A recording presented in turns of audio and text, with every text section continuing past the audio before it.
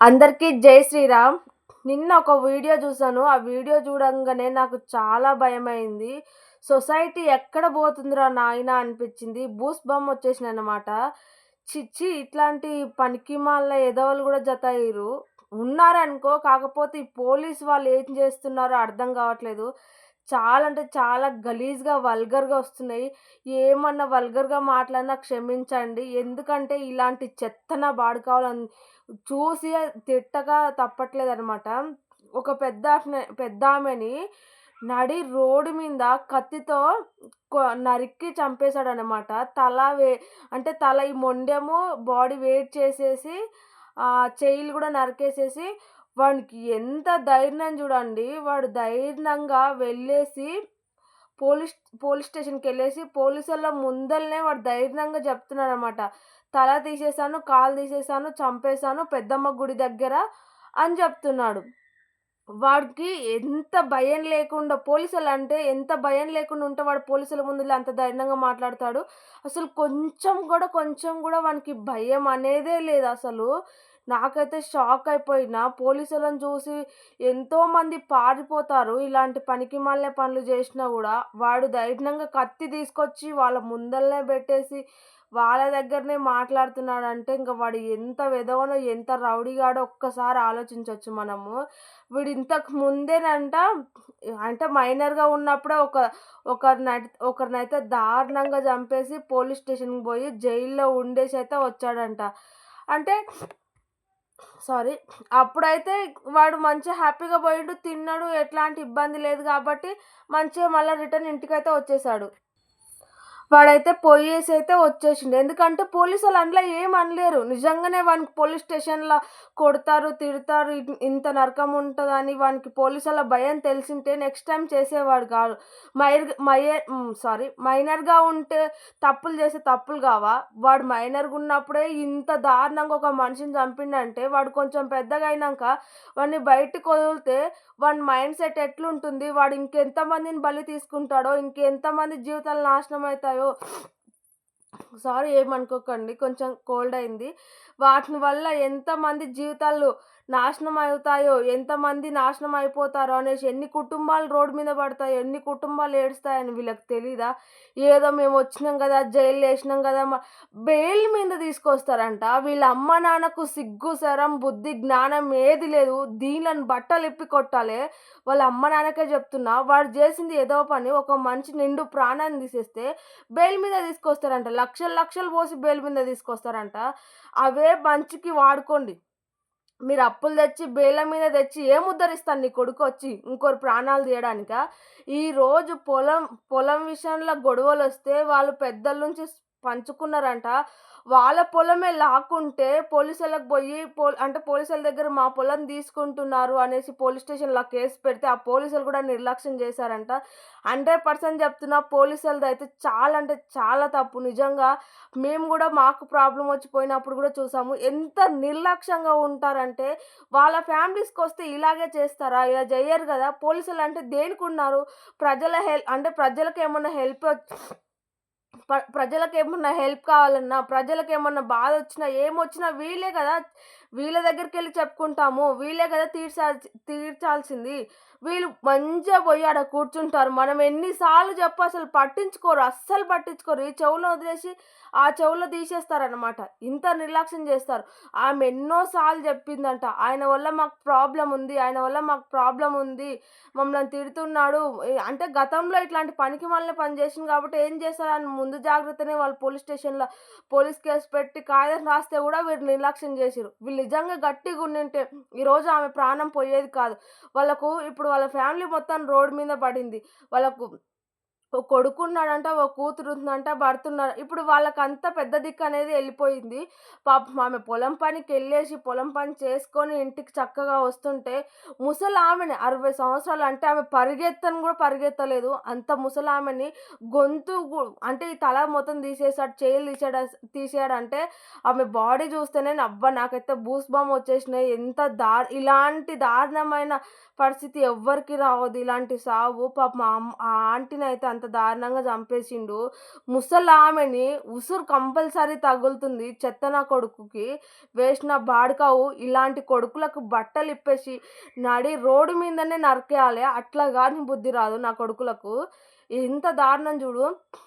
వాళ్ళ అమ్మ నాన్న కన్నా సిగ్గు, శరం ఉండాలి. ఇలాంటి కొడుకుని కన్నప్పుడు మంచి మాటలు చెప్పి ఇలా జెయ్యకురా అనేసి నేర్పుకోవాలి. లేదంటే ఇంట్లో ఉంచుకోవద్దు. అలాంటి కొడుకులను దొబ్బేసేయాలి బయటికి. ఎక్కడన్నా వాడు ఇంట్లో మెక్కుతారు, అన్నీ పెట్టి అన్నీ మెక్కిస్తారు, వాడిని ఊరేగిస్తారు. వాడేమో ఎవని ప్రాణాలో తీసుకుంటూ ఉంటే ఎవరు ఊరుకుంటారు? ఇప్పుడు ఫ్యామిలీ మొత్తం దొబ్బేసిందంట. ఇలాంటి కేసే నేను ఒకటి చూసాను. ఒక అమ్మాయిని లవ్ చేస్తున్నాడంట. వాడు లవ్ చేస్తుంటే ఆ అమ్మాయి నాకు ఇష్టం లేదు, నేను చదువుకోవాలి, మా ఫ్యామిలీని నేను చూసుకోవాలి, మా ఫ్యామిలీ మొత్తం చాలా ఇబ్బందిలో ఉంది, వాళ్ళు నన్ను కష్టపడి చదివిపిస్తున్నారు అనేసి ఆ అమ్మాయి ఆడెంత లవ్ చేయమని ఫోర్స్ చేసినా కూడా ఆ అమ్మాయి అయితే అసలు లవ్ చేయలేదంటే, నేను చేయనంటే ఆ అమ్మాయిని అయితే వాళ్ళ ఇంటి ఎంకలా గొంతు కోసి ఆ అమ్మాయిని అయితే చంపేశాడు. చంపేస్తే పోలీసులకు కేసు పెట్టి ఇవన్నీ న్యూస్ అయితే చంపేసిన ఆ బాడ్‌కావ్ వాళ్ళ అమ్మా, నాన్న, వాళ్ళ ఫ్యామిలీ మొత్తం అంటున్నారు, నా కొడుకునేమన్నా చేస్తే మా ఫ్యామిలీ మొత్తం ఉరేసుకొని చస్తాం. మాకున్న దిక్కు వాడే. మమ్మల్ని ఎవడు చూస్తాడు అంట. దీనిలకు సిగ్గు, శరం ఉందా తల్లిదండ్రులకు? దీనిలో బతుకుల మనువయ్య. వాళ్ళ అమ్మా, నాన్నకు కనీసం కింద మీద బుద్ధి ఉండాలే. ఆ అమ్మాయి నిండు ప్రాణం పోతే నా కొడుకునేమన్నా చేస్తే మేము ఫ్యామిలీ మొత్తం ఉరేసుకొని కాదు, జీవితాంతం జైల్లో పెట్టి నరకం చూపించాలి. చేసిన ఘనికారం పనా? అరే నిండు ప్రాణం పోయింది, నా ఇంట్లో పోతే ఎట్లుంటుంది అని. నీ కొడుకు ఘనకారం చేయకముందే ఇంత దారుణమైన ఒక నిండు ప్రాణాన్ని చంపేస్తేనే నా కొడుకుని ఏం చెయ్యొద్దు అంటున్నావు. అసలు ఏం పాపం ఎరగంది, ఏం ఏం తెలియని ఆమె వాళ్ళ ఫ్యామిలీని మంచిగా చూసుకోవాలని ఆమె చదువు పైన దృష్టి పెట్టి మంచిగా చదువుకునే ఆమెని, ఏం తెలియని ఆమె నిండు ప్రాణాన్ని పోగొడితే వాళ్ళు ఎట్లుండాలి? నీ కొడుకు అంట. అలాంటి కొడుకుని కన్నా ఒకటే, సచ్చినా ఒకటే. పెద్ద గాడిద మొఖాలు. 90% చెప్తున్నా ఈ తల్లిదండ్రులే. ఎందుకంటే వాడు చిన్నగున్నప్పుడే తప్పు చేసినప్పుడు బుద్ధి చెప్తే నెక్స్ట్ టైమ్ ఇంకో తప్పు పని చేయరు. సెకండ్ పోలీసోళ్ళు ఎట్లా అంటే ఏం చెయ్యను అసలు పట్టించుకోరు. మా పోలీస్ స్టేషన్‌లు కాదు, మీరు ఎక్కడున్నారో అక్కడనే కేసు పెట్టాలి. మేము చట్ట ప్రకారం ఆ చట్ట ప్రకారం ఏం చేస్తారో నాకు తెలీదు. కొండపోయి జైల్లో ఏస్తారు, మెక్కుతారు, మళ్ళా బెయిల్ అంటారు, లక్షలు పెట్టి తీసుకుంటారు. ఆ బెయిల్ మీద బయటకొస్తారు, మళ్ళా ఊరేగుతారు. ఇంకేం భయం ఉంటుంది పోలీసోళ్ళకి చెప్పు? ఎవ్వనికి భయం అనేది అస్సలు ఉండనే ఉండదు. అందుకే దయచేసి ఎవరైనా చెప్తున్నాను, నాకు తెలిసినంత వరకు నేను నాకన్నీ అంటే నాకనిపించింది నేను చెప్తున్నాను అంతే. ఇందులో ఏమైనా పొరపాటుంటే క్షమించండి. ఆమెనైతే అంత దారుణంగా అయితే చంపడం అయితే 100% రాంగు. పోలీసులు కరెక్ట్‌గా ఉంటే ఎక్కడైనా ఏ బాధలు ఉండవనమాట. ఎందుకంటారా? పోలీసులు అరే ఈరోజు నేను ఈ తప్పు చేస్తే నన్ను తీసుకెళ్ళి నా బొక్కలు మొత్తం ఇరగొడతారు, నాకు జీవితాంతం నరకం ఉంటుంది, వద్దురా అని భయపడతారు తెలుసా? ఇలా ఎన్ని కేసులు అయితున్నాయి, ఎంతమందిని ఎన్ని ప్రాణాలు తీస్తున్నారు. వాళ్ళు తీసింది ఈ రౌడీ నా కొడుకులు తీస్తున్నారు. నిండు ప్రాణాలు పోతున్నాయి. అన్నం పుణ్యం ఎరగని వాళ్ళు. అలాగే వాళ్ళ కుటుంబాలు రోడ్డు మీద పడుతున్నాయి. ఇదెందుకు? ఇంత దారుణాలకి ఎందుకు దిగజారుతున్నారు? పోలీసులు కరెక్ట్‌గా ఉంటే ఇలాంటి పిచ్చి పనులు చేయరు. అలాగే తల్లిదండ్రులు కరెక్ట్‌గా ఉంటే కొడుకులు ఇలా చెడిపోరు. నైట్ 12, 1 గంటలకొస్తే గూడా నా కొడుకులు ఇంట్లో ఈ టైంకొచ్చినావు అని అడగరు. ఎందుకు అడుగుతారు? అస్సలు అడగరు. మొగోడు గదా! ఊరంతా తిరుగుతాడు, ఏ టైం కన్నా వస్తాడు అంట. పెంపకంలోనే ఉంటది నాకు తెలిసి, పెంపకంలోనే. టైంకి అమ్మాయిని ఎలా చూస్తారో టైంకి ఇంట్లో ఉండాలి. అబ్బాయి గూడా అదే టైంకి ఉండాలి. ప్రతి ఒక్క ఆడపిల్ల బయట కనిపించిందంటే అక్క, చెల్లి, అమ్మ, తమ్ముడు ఇవి నేర్పిస్తే నెక్స్ట్ టైమ్ ఇలాంటి పనులే చెయ్యరు. ఎవ్వరు చెయ్యరు. 100% గ్యారంటీ.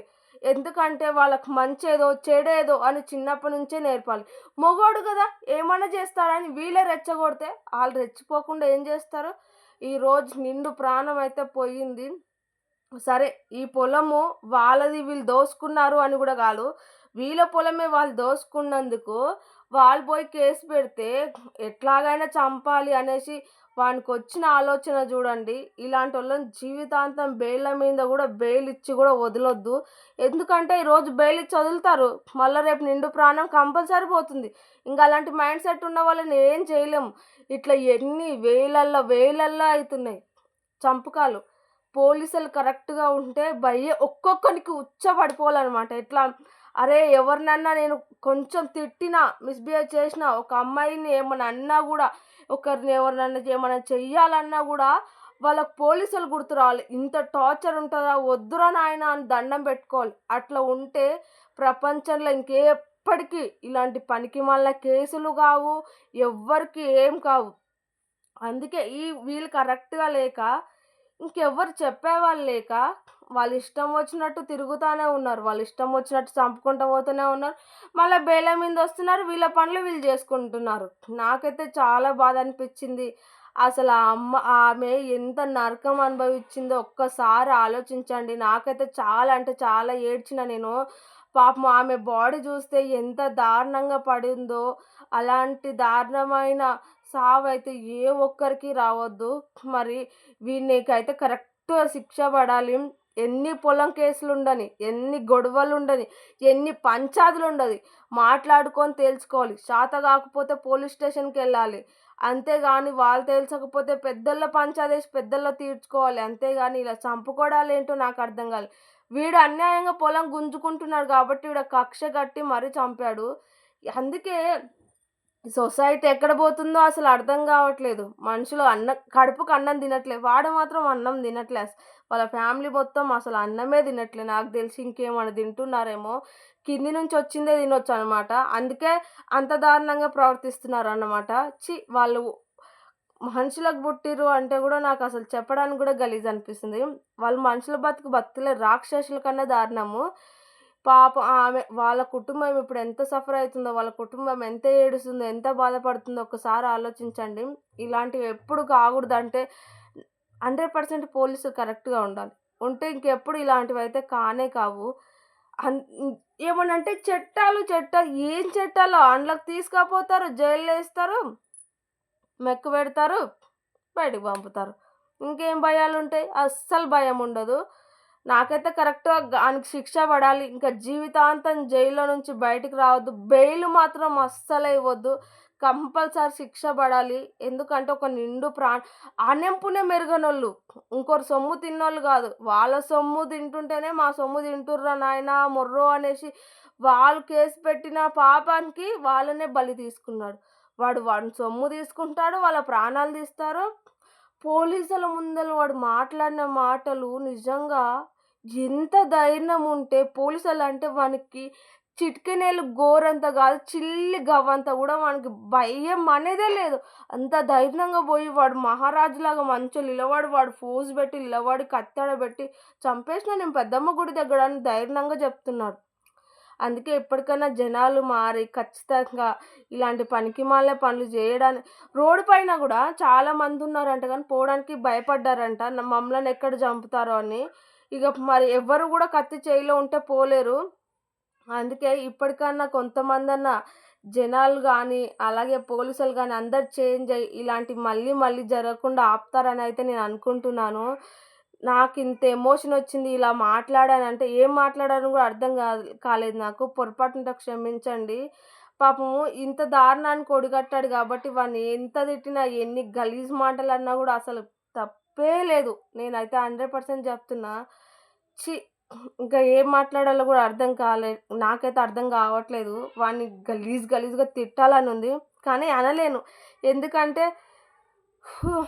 సరేలేండి ఎందుకు గానీ ఇంకెప్పుడైతే ఇలాంటివి జరగొద్దు, చెయ్యొద్దు అనుకుంటే మనందరము కరెక్ట్‌గా ఉండి, ఇలాంటివేమన్నా జరిగినప్పుడు మనం గట్టిగా మాట్లాడితేనే ఇంకొకరు చేయడానికి భయపడతారు. పోలీసులు దయచేసి మారి ఏ చిన్న కేసైనా సరే, ఏ చిన్న కేసైనా మీరు సీరియస్‌గా తీసుకొని వాళ్ళకి వార్నింగ్ ఇచ్చి, ఇంకొకసారి ఎవ్వరైనా సరే తప్పు చేయాలంటే భయపడిపోవాలి. అలా మీరుంటే మీకెంతో గౌరవం.